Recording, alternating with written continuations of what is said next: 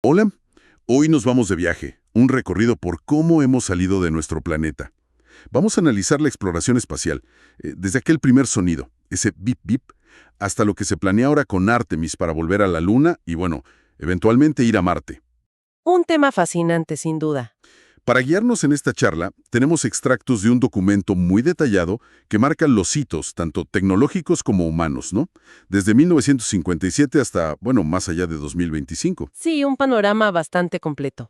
Y nuestra idea hoy es justamente esa, desentrañar los cambios clave, ver qué tecnologías nos abrieron el camino, entender las motivaciones, geopolíticas primero, y ahora cada vez más económicas también. Ver cómo todo eso está definiendo nuestro futuro fuera de la Tierra. Empecemos por el principio, ¿te parece?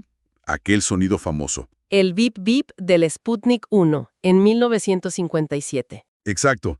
Ese sonido no fue solo técnica, ¿verdad? Fue como una sacudida mundial. O sea, podríamos decir que la carrera espacial humana nació más de la rivalidad de la Guerra Fría que de la ciencia pura. Definitivamente. El motor fue la Guerra Fría, sin duda. El Sputnik fue un shock, especialmente para Estados Unidos. Una prueba muy clara de la capacidad soviética que, bueno, exigía una respuesta rápida y contundente. La inversión enorme que vino después no buscaba solo explorar, buscaba la supremacía. Y la primera respuesta fue usar lo que tenían a mano, ¿no? Adaptar tecnología militar. Así es, la urgencia mandaba. No había tiempo para diseñar todo desde cero, así que miraron su arsenal. Misiles balísticos como el Atlas, que se modificaron, digamos, a toda prisa para lanzar las primeras cápsulas Mercury.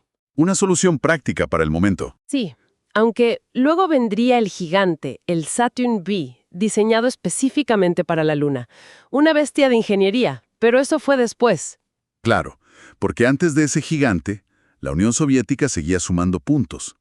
Yuri Gagarin, el primer hombre en órbita, 1961, con Vostok 1.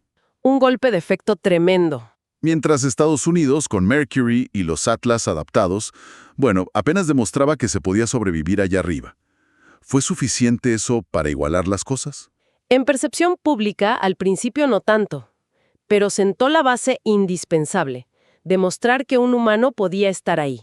Sin embargo, sobrevivir no era suficiente para ir a la Luna, claro. Había que operar en el espacio. Y ahí es donde entra un programa que quizás no tiene tanta fama, pero fue absolutamente clave: Gemini, entre el 65 y el 66. Gemini, sí. A menudo se le llama el puente a la Luna. ¿Por qué fue tan importante? Más allá de ser un paso intermedio, ¿qué se aprendió concretamente allí? Gemini fue la verdadera escuela de vuelo espacial. Ahí se aprendió a hacer cosas complejas que hoy nos parecen normales. Primero, maniobrar la nave, cambiar de órbita. Gemini 3 fue el primero en hacer eso activamente. Moverse a voluntad, digamos. Exacto. Segundo, la resistencia. Misiones como Gemini 7 probaron que se podía estar en el espacio 2 semanas, justo lo necesario para ir y volver de la Luna. Fundamental. Tercero, y esto es importantísimo, el encuentro y acoplamiento. Aprender a acercarse a otra nave y conectarse. Sin eso, el módulo lunar de Apolo no habría podido volver a la nave principal. Y hoy, bueno, es la base para todo. La ISS, la futura Gateway lunar. Todo se basa en eso. Y cuarto, la actividad extravehicular, las EVA, las caminatas espaciales. Aprender a trabajar fuera de la nave. O sea que Gemini enseñó a pilotar y a trabajar en el espacio, no solo a estar ahí. Más allá de cohetes potentes, fue aprender las habilidades. Precisamente. Esa maduración de las capacidades operativas, paso a paso, resultó ser más valiosa a largo plazo que solo la fuerza bruta del cohete. Se aprendió el cómo, no solo el con qué. Y es una lección que sigue vigente hoy con Artemis. Y con esas habilidades ya probadas, bueno, llegó Apolo. El alunizaje del Apolo 11 en 1969, el momento icónico, posible gracias al Saturn V, claro. El cohete más potente que ha volado con éxito.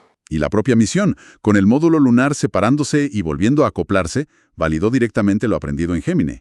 Otras misiones, como Apolo 17, hasta dejaron instrumentos científicos funcionando allá. Pero Apolo fue posible por algo que hoy suena increíble: el presupuesto.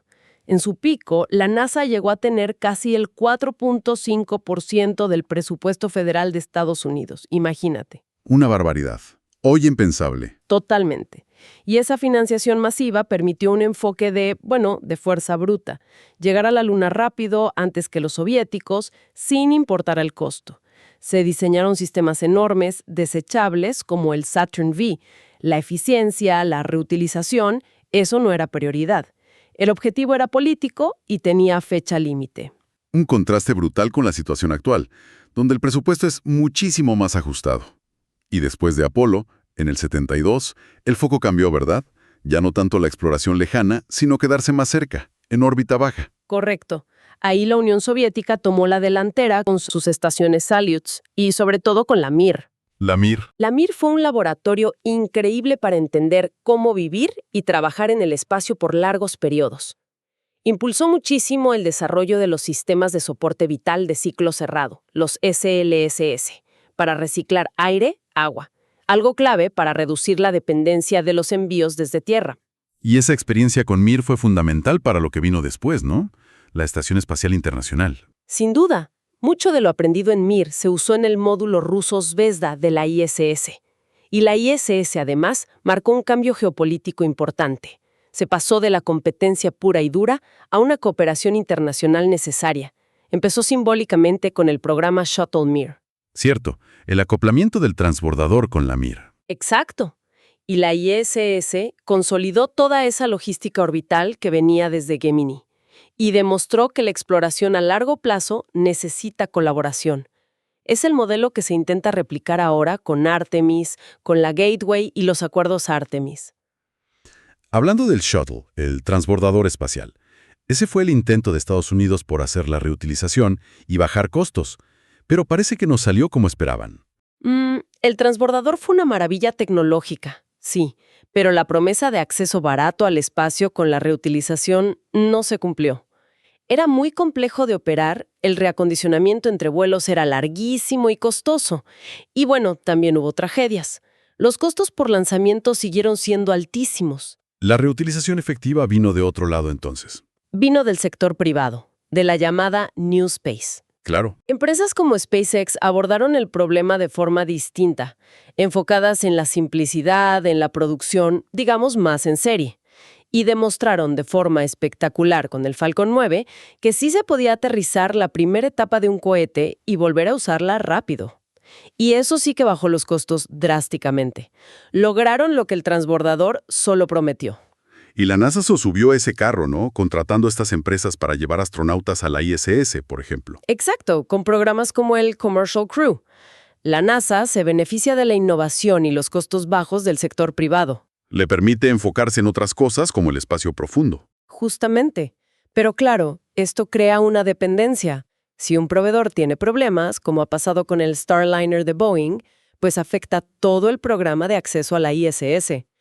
Y aquí conectamos directo con Artemis.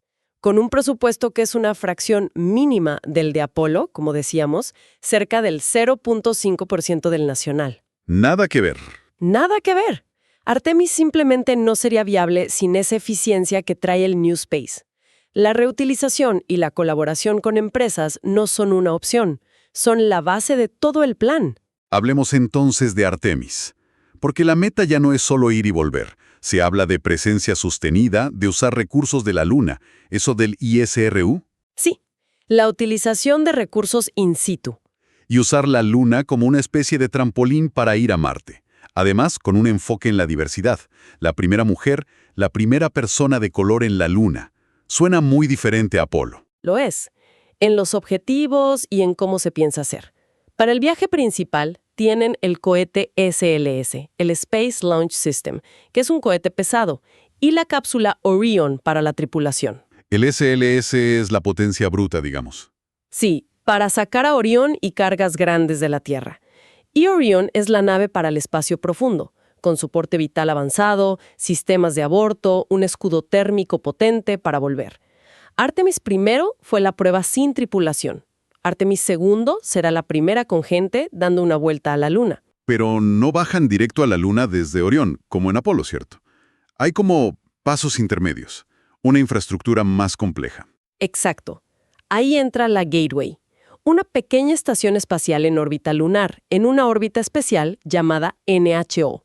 se construirá con socios internacionales: Canadá, Europa, Japón. Una base orbital. Algo así. Un puesto avanzado, un punto para transferir logística, un laboratorio, y desde Orión o desde la Gateway, los astronautas usarán los sistemas de aterrizaje humano, los HLS. Estos son vehículos que se contratan a empresas privadas. SpaceX, con su Starship HLS, ganó el primer contrato para Artemis 3. Para bajar al polo sur lunar, que es el destino ahora. Sí, y un punto clave es que estos HLS tienen que poder llevar mucha más carga que el módulo lunar de Apolo. Ya se piensa en quedarse más tiempo. Y en la superficie, la visión es a largo plazo. El Artemis Base Camp. Hábitats, vehículos presurizados para moverse, fuentes de energía nuevas como reactores nucleares pequeños para no depender del Sol. Y una red de comunicaciones propia, LunaNet. Todo esto suena logísticamente muy, muy complejo. Muchísimo más que Apolo. Exponencialmente más. Las misiones Apolo duraban días. Artemis apunta a semanas, y luego a presencia continua. Solo piensa en la comida, el agua, el oxígeno. La demanda es como 10 veces mayor. Una barbaridad. Por eso esta arquitectura distribuida, SLS, Orión, Gateway, HLS, Basecamp, es necesaria para manejar esa escala. Permite rotar tripulaciones, reabastecer, pero cada pieza extra, cada conexión entre sistemas de distintos proveedores, NASA, socios internacionales, empresas privadas, añade complejidad, añade puntos de fallo potenciales. Es un riesgo de gestión que Apolo, que era más monolítico, no tuvo igual. Y para que todo esto sea sostenible, entra esa idea clave que mencionaste. No llevar todo desde la Tierra. Usar lo que hay en la Luna, el ISRU. El recurso estrella es el hielo de agua. Se cree que hay mucho en los cráteres oscuros del Polo Sur. Por eso van ahí. Claro, el agua es vida, pero también se puede separar en hidrógeno y oxígeno.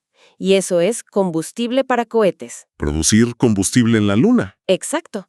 Eso podría cambiar totalmente la economía de la exploración. Haría más baratos los viajes de vuelta o las misiones a Marte. La exploración deja de ser solo prestigio y busca ser económicamente sostenible. Y para mover todo eso, para la extracción, el procesamiento, se necesita mucha energía. Por eso investigan la fisión nuclear en superficie. Con esta idea de una posible economía lunar, de usar recursos, surgen preguntas sobre las reglas del juego, ¿no? La regulación, la propiedad. Ahí es donde entran los acuerdos Artemis de 2020. Correcto. Los impulsó a Estados Unidos. No son un tratado vinculante, pero buscan establecer principios para explorar y usar el espacio.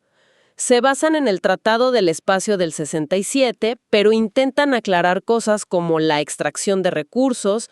Poner algunas reglas sobre la mesa. Sí, buscan promover transparencia, interoperabilidad, registrar objetos, evitar interferencias. Es un intento en parte diplomático y geopolítico de fijar normas antes de que empiecen los conflictos por el acceso a recursos o zonas clave. Porque la competencia ya no es solo EU versus Rusia como en la Guerra Fría. El panorama es mucho más movido ahora. Muchísimo más. La geopolítica se instaló en el espacio cislunar. China tiene un programa lunar muy potente y autónomo. Han tenido éxitos notables como traer muestras con Chang'e 5, tienen su propia estación espacial, Tiangong. Están desarrollando su propia arquitectura. Exacto, y se les ve como el principal competidor estratégico de la coalición Artemis. Por otro lado, tienes a India, que se consolidó como potencia con el alunizaje de Chandrayaan 3 en el Polo Sur. Pero India decidió unirse al marco de Estados Unidos, firmó los acuerdos Artemis. Interesante. Y colaboran en misiones, como mandar un astronauta indio a la ISS en una Crew Dragon. Entonces se empiezan a ver como dos grandes bloques o enfoques: la coalición Artemis por un lado y los programas independientes, principalmente China y, bueno, Rusia también, aunque su programa ha tenido más dificultades últimamente. Entonces, si intentamos resumir un poco toda esta evolución, ¿cuáles serían las líneas generales? ¿De dónde a dónde hemos ido? Bueno, hemos pasado de una era marcada por la potencia bruta, por objetivos políticos a corto plazo, simbolizada por el Saturno V, a una era que busca la eficiencia logística, la sostenibilidad económica, quedarse allá, impulsada por la reutilización comercial y por ideas como el ISRU. Y habilidades clave aprendidas hace décadas como lo del acoplamiento en Gemini. Siguen siendo fundamentales hoy para operar la ISS y para lo que se planea con Gateway. La diferencia clave entre Apolo y Artemis es brutal en cuanto a inversión y al objetivo final, visitar versus establecerse. Y el presupuesto limitado de Artemis obliga a depender del sector privado. Exacto, con sus ventajas como la innovación y el costo, pero también con sus riesgos, la fiabilidad, los retrasos que hemos visto, y la complejidad de mantener gente viva y trabajando lejos de la Tierra por mucho tiempo es órdenes de magnitud mayor que las escapadas de Apolo. Mirando a la próxima década, entonces, ¿dónde ves los mayores desafíos, los puntos críticos? La próxima década va a ser crucial. Estará marcada por esa competencia por establecerse en el espacio cislunar y, fundamentalmente, por demostrar si el ISRU, eso de usar los recursos de allá, es viable técnicamente y se puede escalar económicamente. Si se logra sacar agua y producir combustible en la Luna a un costo razonable, eso cambia todo el juego. Sería un antes y un después. Totalmente. Probablemente veamos una definición más clara de esos bloques geopolíticos espaciales. Y para que Artemis cumpla sus metas de sostenibilidad, hay dos frentes críticos. 1. Asegurar que los sistemas de transporte y aterrizaje de las empresas privadas sean fiables y operen con regularidad. Y 2. Invertir fuerte y seguido en las tecnologías para quedarse allá. ISRU, energía nuclear. Sin avances reales en eso, el Artemis Base Camp podría tardar mucho en ser algo más que un buen concepto. Es increíble ver todo el camino, ¿no? Desde unas señales de radio de una esfera metálica hasta planes detallados para vivir y trabajar en otro mundo. Pensar incluso en una economía lunar.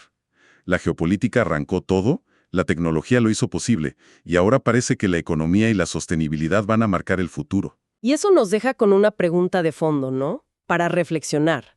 Mientras desarrollamos estas capacidades asombrosas, ¿qué tipo de presencia humana estamos realmente construyendo fuera de la Tierra? ¿Buscamos repetir los modelos de aquí, con competencia, posibles conflictos por recursos? ¿O podemos aspirar a un modelo de exploración que sea de verdad sostenible, cooperativo, ético? Con distintos enfoques y coaliciones ya formándose, ¿cómo aseguramos que la gestión de estos nuevos lugares sea responsable y beneficie a todos, en lugar de solo exportar nuestras divisiones al espacio?